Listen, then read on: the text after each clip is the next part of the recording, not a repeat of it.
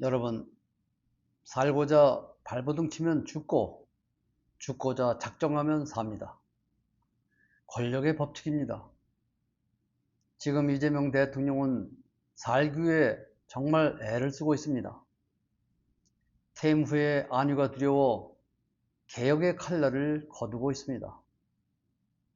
호랑이를 잡으라며 쥐어준 권력으로 고작 호랑이 눈치를 보며 방패 뒤에 숨었습니다.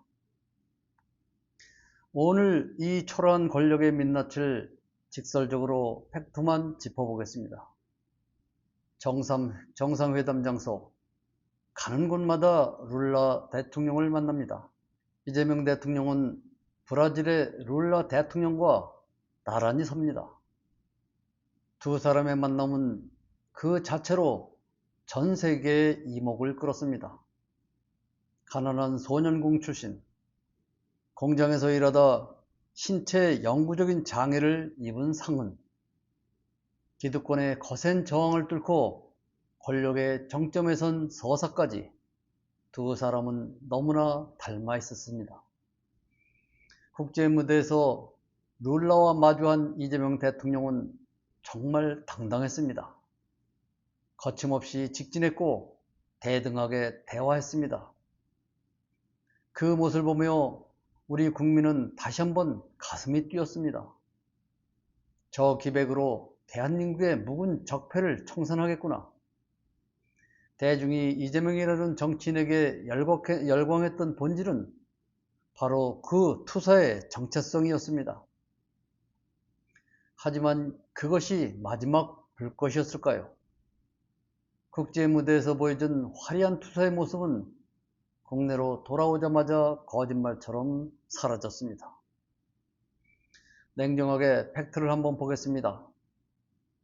앞으로 대한민국 정치 지형에서 2년 동안은 전국 단위의 큰 선거가 없습니다.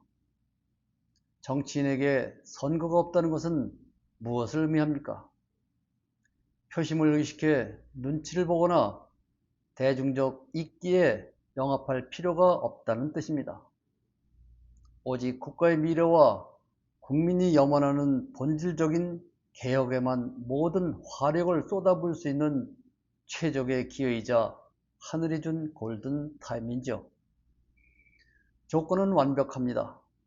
건립들도 없습니다. 그런데 이재명 대통령은 왜 우물쭈물하고 있습니까? 왜 개혁의 속도를 늦추고 사방의 눈치를 살피고 있습니까? 달라져도 너무 달라졌습니다.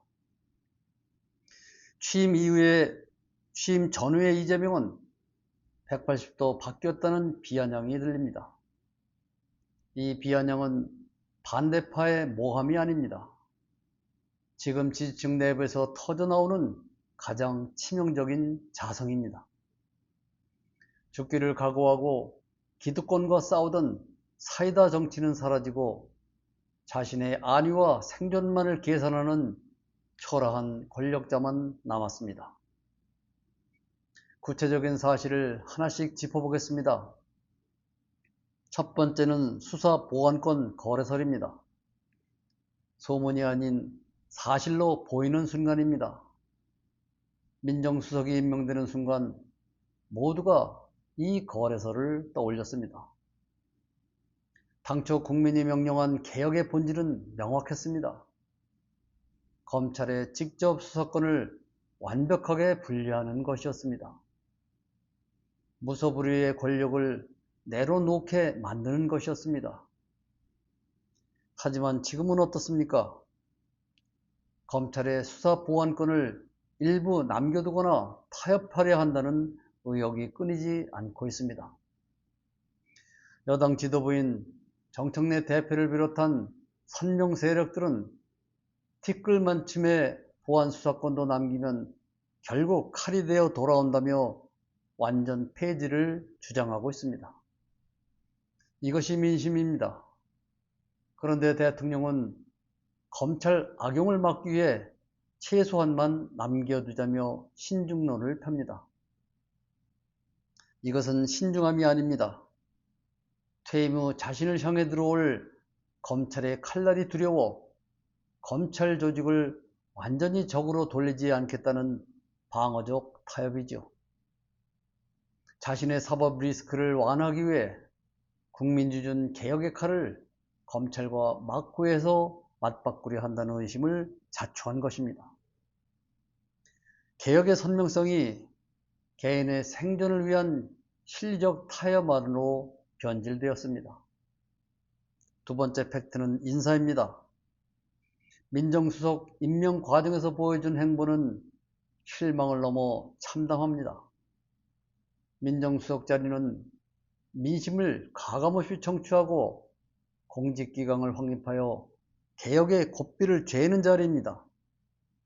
진정한 개혁 의지가 있다면 인적 쇄신을 이룰 개혁적 인물을 앉혔어야 합니다.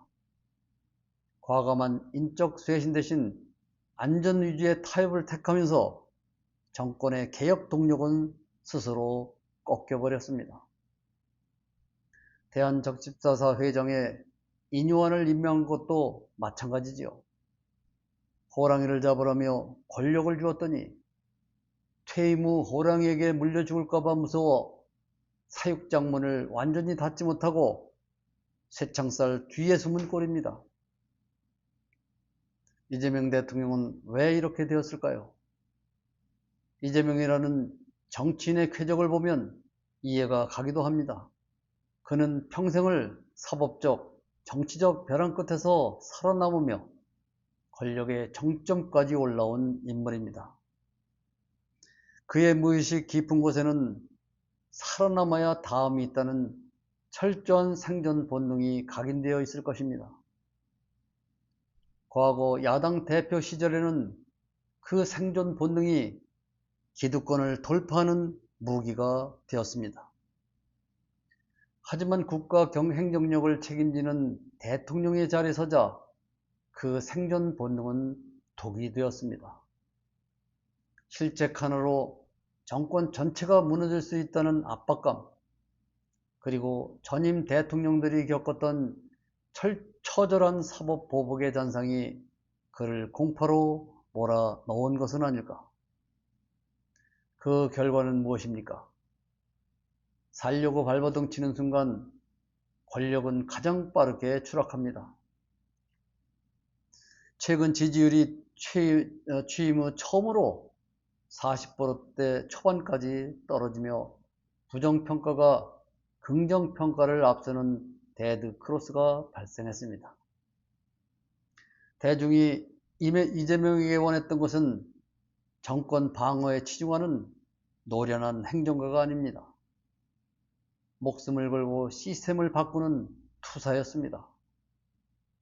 스스로 방패를 들고 숨으려는 지도자는 지지층에게 가장 먼저 버림받습니다. 그리고 힘이 빠진 퇴임 후에는 반대파의 가장 쉬운 먹잇감이 되어 처절하게 몰락하게 됩니다.